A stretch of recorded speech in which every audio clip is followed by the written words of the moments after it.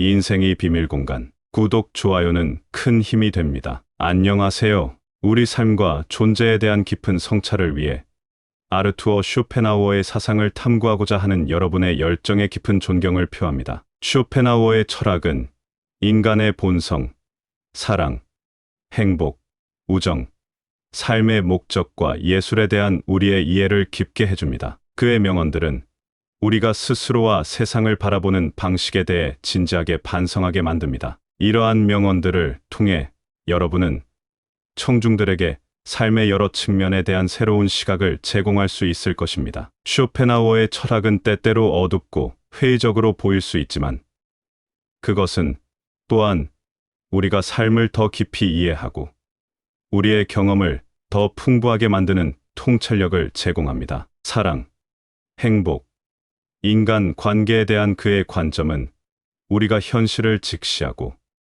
우리 자신과 타인에 대해 더 깊이 이해할 수 있게 해줍니다. 끝까지 시청하시어 여러분의 마음의 평안을 얻으시기 바랍니다. 오늘 우리는 쇼펜하우어의 깊이 있는 사상을 탐구하려고 합니다. 그의 생각은 삶과 인간, 본성에 대한 독특한 관점을 제공합니다. 쇼펜하우어는 인간의 불행이 근본적으로 지루함에서 비롯된다고 말합니다. 그는 우리가 견디기 위해 만들어낸 환상이라고 삶을 묘사하며 모든 사랑이 고통의 시작이라고 주장합니다. 이러한 관점에서 볼 때 행복은 순간적인 꿈과 같고 우리가 경험하는 세상은 우리가 생각하는 것만큼 나쁘지도 좋지도 않다는 것입니다. 쇼펜하우어는 대다수 사람들이 자신이 누구인지 무엇을 원하는지조차 모른다고 지적합니다. 그러나 그는 진정한 친구가 우리의 두 번째 자아와 같다고 말하며 인생이 짧다는 사실과 예술의 지속성에 대해 강조합니다. 또한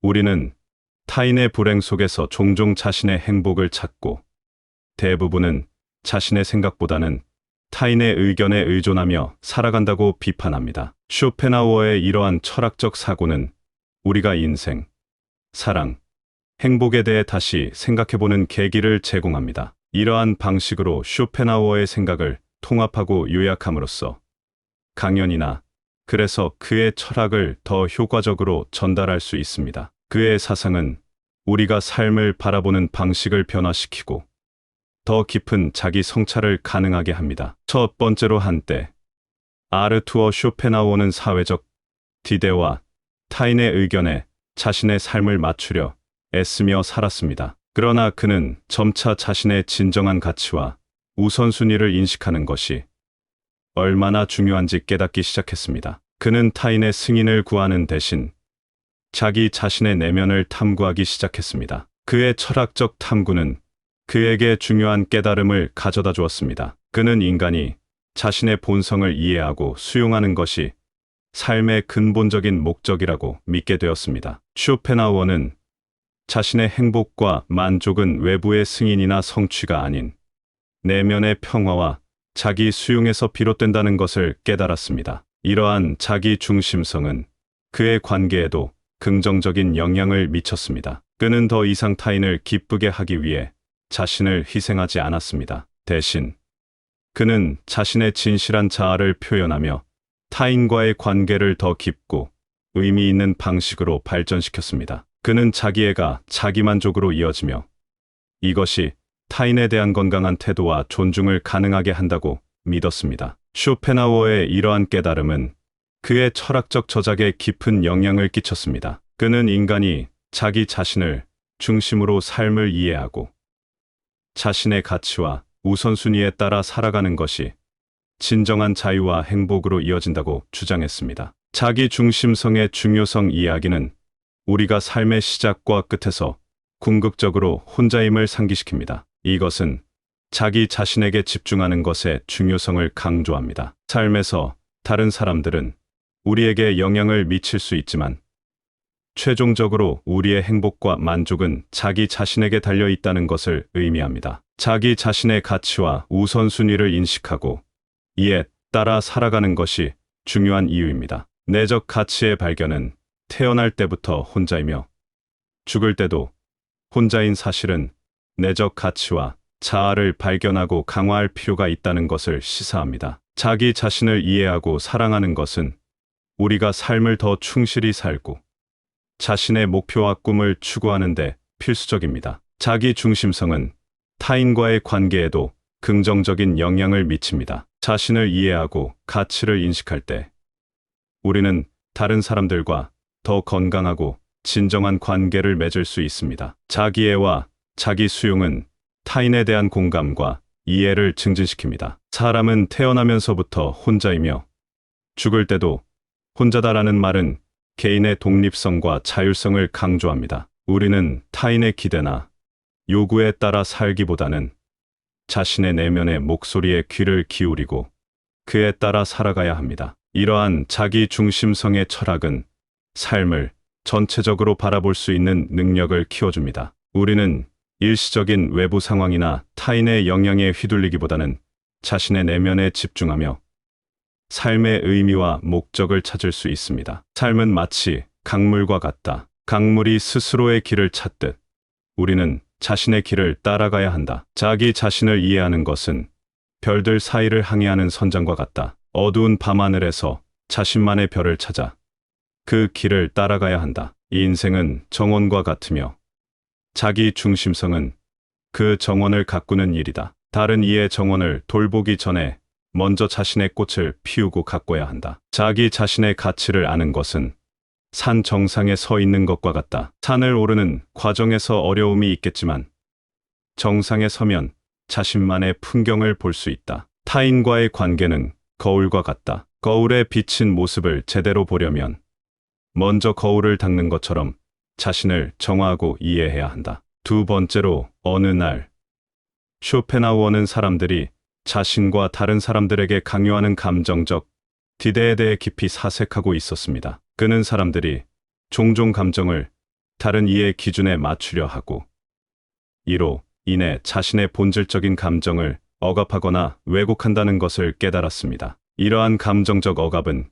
개인의 정신적 건강과 행복에 부정적인 영향을 미친다고 그는 생각했습니다. 이에 쇼펜하우어는 자신의 감정에 대한 진정한 자유를 찾기로 결심했습니다. 그는 다른 사람들의 기대나 사회적 규범에 얽매이지 않고 자신의 진실한 감정을 탐구하고 표현하기 시작했습니다. 그는 이 과정에서 감정적 독립성을 유지하는 것이 어떻게 개인의 내적 평화와 자아 실현에 기여하는지 깨달았습니다. 쇼펜하우어는 자신의 경험을 통해 타인의 감정적 요구로부터 벗어나는 것이 얼마나 해방적인지를 깨달았습니다. 그는 이를 통해 자신의 정신적 건강을 향상시키고 진정한 행복을 경험할 수 있었습니다. 또한 그는 자신의 감정에 대한 이해와 수용이 타인과의 관계에도 긍정적인 영향을 미친다는 것을 발견했습니다. 이 에피소드를 통해 쇼펜하우어는 감정적 독립성의 중요성을 강조했습니다. 그는 개인이 자신의 감정을 자유롭게 탐구하고 표현함으로써 진정한 자아를 발견하고 삶의 진정한 의미와 행복을 찾을 수 있다고 믿었습니다. 감정의 자유는 타인의 기대나 요구로부터 자신의 감정을 독립시키는 것을 의미합니다. 이는 자신의 진정한 감정을 인식하고 표현하는 능력과 관련이 있습니다. 타인의 기대나 사회적 규범에 자신의 감정을 맞추려고 하면 종종 자신의 진짜 감정을 억압하거나 무시하게 됩니다. 감정적 독립성은 자신의 감정을 정직하게 탐구하고 표현하는데 중점을 둡니다. 쇼펜하우어가 말하는 진정한 친구는 두 번째 자아다라는 말은 진정한 친구와의 관계가 우리 자신을 더 잘 이해하는데 도움이 될 수 있다는 것을 시사합니다. 이런 관계에서 우리는 자유롭게 감정을 표현하고 서로의 진정한 자아를 반영할 수 있습니다. 진정한 친구와의 관계는 우리로 하여금 자신의 감정에 대해 더 깊이 이해하고 수용할 수 있게 합니다. 자신의 감정에 대해 정직하고 열린 태도를 가지는 것은 정신적 건강에 긍정적으로 기여합니다. 자신의 감정을 인정하고 표현할 수 있을 때 우리는 스트레스와 갈등을 줄이고 더 큰 내적 평화와 만족감을 경험할 수 있습니다. 감정적 독립성은 우리가 자신의 감정을 관리하고 조절하는 능력을 향상시키며 이는 전반적인 행복감에 기여합니다. 타인의 감정적 기대에서 벗어나 자신의 감정을 자유롭게 탐구하고 표현하는 것은 자기 수용과 자아 실현으로 이어집니다. 자신의 감정을 이해하고 수용함으로써 우리는 더 강하고 자신감 있으며 자기 결정적인 존재가 됩니다. 감정을 자유롭게 하는 것은 마치 새가 처음으로 날개를 펼치는 것과 같다. 처음에는 서툴지만 공중에서 자유롭게 날아오를 수 있다. 자신의 감정을 타인의 기대로부터 분리하는 것은 바다에서 항해하는 배와 같다. 다른 배들의 경로에 영향을 받지 않고 자신만의 길을 찾아 나아간다. 감정의 독립성을 유지하는 것은 숲속의 나무처럼 뿌리를 깊게 내리는 것과 같다. 겉으로 보이는 것보다 내면의 힘이 더 중요하다. 타인의 감정적 기대에서 벗어나는 것은 어둠 속에서 촛불을 밝히는 것과 같다. 주변의 어둠에도 불구하고 자신만의 빛을 발할 수 있다. 자신의 감정을 이해하고 수용하는 것은 마치 거울 앞에 서서 자신의 모습을 있는 그대로 바라보는 것과 같다. 자신을 있는 그대로 받아들임으로써 자기 자신을 더 잘 이해할 수 있다. 세 번째로 19세기의 한적한 독일 마을에서 쇼펜하우어는 사람들이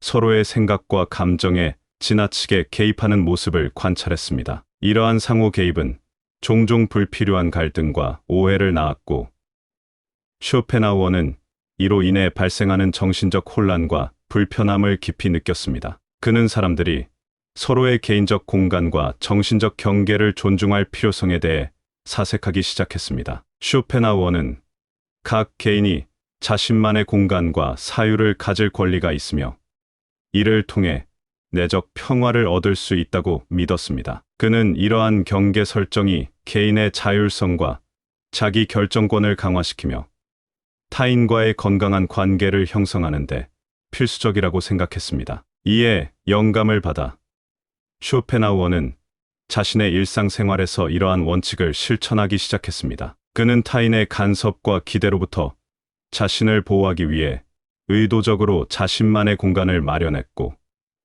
자신의 생각과 감정을 분명히 표현했습니다. 이 과정에서 그는 내적 평화와 자기 이해를 증진시키는 경험을 했습니다. 쇼펜하우어의 이러한 실천은 그의 철학적 사유에도 영향을 끼쳤으며 그는 경계 설정의 중요성에 대한 자신의 생각을 저작을 통해 공유하기 시작했습니다. 그는 개인적 공간과 정신적 경계를 설정하는 것이 타인과의 관계에 어떻게 긍정적인 영향을 미칠 수 있는지에 대해 글을 남겼습니다. 개인적 공간과 정신적 경계를 설정하는 것은 자신의 운명을 적극적으로 창조하는 행위입니다. 이는 자신의 감정, 생각, 행동에 대한 책임을 짐으로써 자신의 삶을 통제하고자 하는 의지의 표현입니다. 경계 설정은 자기 자신의 신념과 가치를 확립하고 이를 바탕으로 타인과의 상호작용을 조절하는 과정입니다. 적절한 경계를 설정함으로써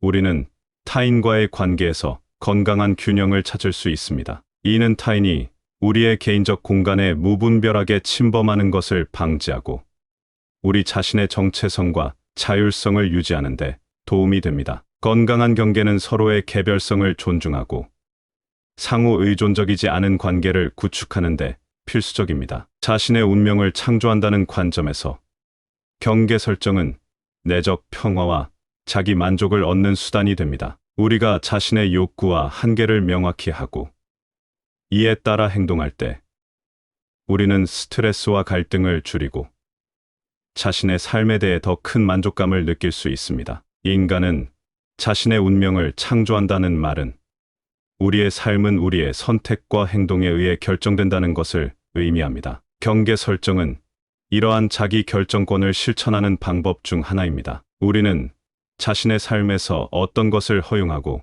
무엇을 거부할지 결정함으로써 자신의 운명을 형성하는 데 적극적으로 참여합니다. 자신의 경계를 설정하는 것은 정원에 울타리를 치는 것과 같다. 울타리는 정원을 보호하고 그 안에서 꽃들이 자유롭게 피어날 수 있는 공간을 만든다. 우리의 삶을 스스로 결정하는 것은 바다의 선장이 항해하는 것과 같다. 선장은 자신의 배를 어디로 이끌지 결정하며 그 선택이 목적지를 결정한다. 개인적 공간을 유지하는 것은 화가가 자신만의 캔버스를 가지는 것과 같다. 화가는 그 캔버스 위에 자신만의 세계를 창조한다. 내적 평화를 찾는 것은 숲 속에서 길을 찾는 것과 같다. 우리는 자신만의 길을 찾아야 하며 그 길이 우리를 진정한 평화로 이끈다. 자신의 한계를 아는 것은 별들 사이를 항해하는 천문학자와 같다. 천문학자는 우주의 경계를 이해하고 그 안에서 자신의 위치를 찾는다. 네 번째로 19세기 독일의 한 도시에서 쇼펜하우어는 사람들이 자주 현실을 왜곡하고 타인과 세상에 대해 비현실적인 기대를 가지는 것을 목격했습니다. 그는 이러한 태도가 사람들을 불만과 실망으로 이끈다는 것을 깨달았습니다. 이에 그는 현실을 있는 그대로 받아들이는 것의 중요성을 탐구하기 시작했습니다. 쇼펜하우어는 현실을 있는 그대로 인식하는 것이 어떻게 자신과 타인에 대한 더 깊은 이해를 얻을 수 있는지 깊이 사유했습니다. 그는 이를 통해 인생의 진정한 의미와 가치를 발견할 수 있다고 믿었습니다. 그는 자신의 철학적 저작에서 이러한 관점을 표현하며 사람들이 현실에 대해 더 정직하고 직면하는 태도를 가질 것을 권장했습니다. 그의 철학적 사유는 타인에 대한 비현실적인 기대를 버리고 각자의 한계와 가능성을 있는 그대로 받아들이는 것의 중요성을 강조했습니다. 그는 이러한 현실, 인식이 개인의 자기 이해를 깊게 하고 인간 관계에서 더 진실되고 건강한 상호작용을 가능하게 한다고 주장했습니다. 이 에피소드를 통해 쇼펜하우어는 현실을 정확히 인식하는 것이 우리의 삶에 어떻게 긍정적인 영향을 미칠 수 있는지를 보여줍니다. 그는 현실과 직면하는 것이 때로는 어렵고 불편할 수 있지만 그것이 진정한 자아 실현과 행복을 향한 길이라고 믿었습니다. 쇼펜하우어의 말은 우리가 현실을 있는 그대로 받아들이는 것의 중요성을 강조합니다. 우리는 삶에서 많은 상황을 통제할 수 없지만 현실을 인정하고 그에 대해 어떻게 반응할지 선택하는 것은 우리의 힘입니다. 이는 자신과 타인에 대한 깊은 이해로 이어지며 비현실적인 기대나 환상에서 벗어나 현실을 더 정확히 인식하게 합니다. 쇼펜하우어는 우리가 현실에 대해 어떻게 반응할지 선택할 수 있다고 말함으로써 자기 결정권과 자율성의 중요성을 강조합니다. 이는 현실을 긍정적이고 건설적인 방식으로 받아들일 수 있는 능력을 의미합니다. 이러한 태도는 우리가 타인과 세상을 더 명확하고 공감적으로 이해하는 데 도움이 됩니다. 현실을 정확히 인식하고 그에 대해 적절하게 반응함으로써 우리는 자신과 타인에 대한 더 깊은 이해를 얻을 수 있습니다. 현실을 직시하고 그 안에서 우리 자신과 타인의 진정한 모습을 볼 수 있습니다. 이러한 이해는 우리가 더 현명하고 성숙한 결정을 내리는데 도움이 됩니다. 현실을 있는 그대로 받아들이는 것은 또한 타인에 대한 비현실적인 기대를 버리는 것을 의미합니다. 우리가 타인을 현실적인 시각으로 바라보고 그들의 한계와 가능성을 인정할 때 우리는 더 건강하고 진실된 관계를 형성할 수 있습니다. 현실을 인식하는 것은 강을 건너는 것과 같다. 건너편으로 가기 위해서는 강의 흐름을 이해하고 그에 맞게 자신의 길을 찾아야 한다. 삶에서 현실을 받아들이는 것은 정글을 탐험하는 것과 같다. 정글의 길은 때로 험난하지만 그 안에서 진정한 자연의 아름다움과 현실을 발견할 수 있다. 자신의 운명에 대한 반응을 선택하는 것은 화가가 색을 선택하는 것과 같다. 그림의 최종 결과는 선택한 색에 따라 달라진다. 현실을 있는 그대로 받아들이는 것은 거센 바람 속에서 항해하는 것과 같다. 바람의 방향을 바꿀 수는 없지만 우리는 항해하는 방식을 선택할 수 있다. 타인에 대한 기대를 조절하는 것은 사막에서 오아시스를 찾는 것과 같다. 사막은 때로 건조하고 비현실적인 기대로 가득하지만 오아시스는 현실적인 휴식처와 만족을 제공한다. 다섯 번째로, 한적한 독일의 도시에서 쇼펜하우어는 사람들이 자신을 어떻게 바라보고 대하는지에 대해 깊이 사색하고 있었습니다. 그는 주변 사람들이 자신에 대한 비판과 자기 혐오에 빠져 있는 것을 보며 자기 자신을 사랑하고 받아들이는 것의 중요성을 깨닫게 되었습니다. 그는 자기애가 단순한 자만이 아니라 자기 자신을 있는 그대로 인정하고 존중하는 태도임을 깨달았습니다. 쇼펜하우어는 자기애가 건강한 자기 인식과 타인에 대한 존중을 발전시킬 수 있다고 믿었습니다. 자신을 사랑하고 존중함으로써 우리는 타인에게도 동일한 존중과 이해를 베풀 수 있다는 것이 그의 생각이었습니다. 쇼펜하우어는 자신의 생각과 철학을 글로 남기면서 사람들에게 자기 자신을 사랑하는 것의 중요성을 강조했습니다. 그는 자기애가 우리 삶에서 어떻게 긍정적인 변화를 가져올 수 있는지, 그리고 이것이 타인과의 건강한 관계 구축에 어떻게 기여하는지에 대해 설명했습니다. 이 에피소드는 쇼펜하우어의 철학적 사고를 바탕으로 자기애와 자기 수용의 중요성을 상징적으로 표현한 것입니다. 그는 자기 자신을 사랑하고 받아들이는 것이 우리의 내적 평화와 외부 세계와의 조화로운 관계를 만드는 핵심이라고 믿었습니다. 자기 자신을 사랑하고 받아들이는 것은 인생에서 가장 중요하면서도 어려운 과제 중 하나입니다. 자기애는 자기 자신에 대한 깊은 이해와 수용을 바탕으로 합니다. 이는 자신의 강점과 약점을 모두 인정하고 자신의 독특한 가치를 인식하는 과정을 포함합니다. 자기 자신을 알아가는 것은 지속적인 자기 탐구와 반성을 필요로 합니다. 이 과정을 통해 우리는 자신의 본질, 가치, 신념, 욕구를 더 깊이 이해할 수 있습니다. 이러한 자기 인식은 자기애와 자기 수용을 촉진시키며 자신에 대한 긍정적인 태도를 발전시킵니다. 자기 자신을 사랑하고 이해할 때 우리는 타인과의 관계에서도 더 건강한 자기 인식과 존중을 발전시킬 수 있습니다. 자기애는 타인에 대한 공감과 이해를 증진시키며 다른 사람의 개별성과 한계를 존중하는 데 도움이 됩니다. 쇼펜하우어의 말처럼 자기 자신을 알아가는 것은 힘든 일입니다. 그러나 이 과정은 우리가 진정한 자기 수용과 내적 평화를 달성하는 데 필수적입니다. 자기애는 자신의 삶에 대한 책임감과 자기 결정권을 강화시키며 삶의 여정에서 중요한 지침이 됩니다. 자기 자신을 사랑하는 것은 마치 정원을 가꾸는 것과 같다. 정원을 가꾸며 우리는 그 안에서 피어나는 아름다움과 강인함을 발견한다. 자기 인식의 여정은 바다에서의 항해와 같다. 때로 폭풍과 고요함을 겪으며 우리는 자신의 내면과 진정한 자아를 탐험한다. 자기 수용은 거울 앞에 서는 것과 같다. 자신의 모습을 있는 그대로 바라보며 진정한 자신을 받아들인다. 타인과의 관계에서 자기애를 발휘하는 것은 다리를 놓는 것과 같다. 자기애는 자신과 타인을 연결하는 강한 기반을 제공한다. 자신의 본성을 이해하는 것은 산 정상에 오르는 것과 같다. 오르는 과정은 힘들지만 정상에 서면 자신의 내면과 세계를 더 넓게 바라볼 수 있다. 마법의 거울과의 만남. 어느 날, 한 여행자가 깊은 숲속에서 신비한 마법의 거울을 발견했습니다. 이 거울은 그 앞에 선 사람에게 가장 중요한 교훈을 보여주는 특별한 능력이 있었습니다. 여행자가 거울 앞에 섰을 때 거울 속에는 그의 삶이 펼쳐졌습니다.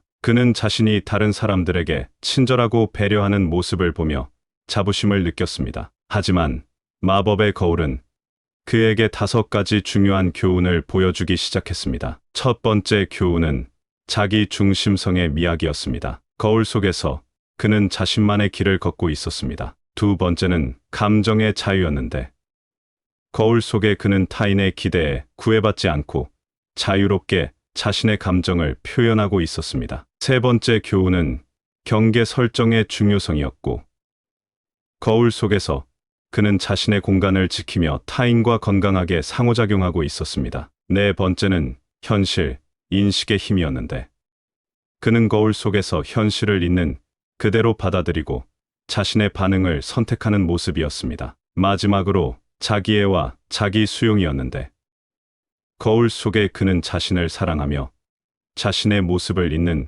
그대로 받아들이는 모습이었습니다. 여행자는 거울에서 얻은 교훈을 가슴에 새기고 자신의 삶을 보다 의미 있고 만족스럽게 살아가기로 결심했습니다. 그는 마법의 거울에게 감사하며 숲을 떠났고 새로운 여정에 힘차게 나섰습니다. 이 영상을 통해 제시된 교훈과 통찰이 여러분의 삶에 긍정적인 영향을 미치기를 바랍니다. 여러분 각자의 여정에서 이 가르침들이 귀중한 안내자가 되길 바라며 여러분의 삶이 이 영상에서 배운 지혜로 더욱 풍부해지기를 기원합니다. 건강하고 행복한 삶을 위해 항상 여러분 자신을 사랑하고 자신의 길을 걸으세요. 여정의 마지막까지 여러분을 응원합니다. 감사합니다. 구독, 좋아요, 알림 설정은 인생이 비밀 공간 채널을 운영하는데 큰 힘이 됩니다. 오늘도 좋은 하루 되세요.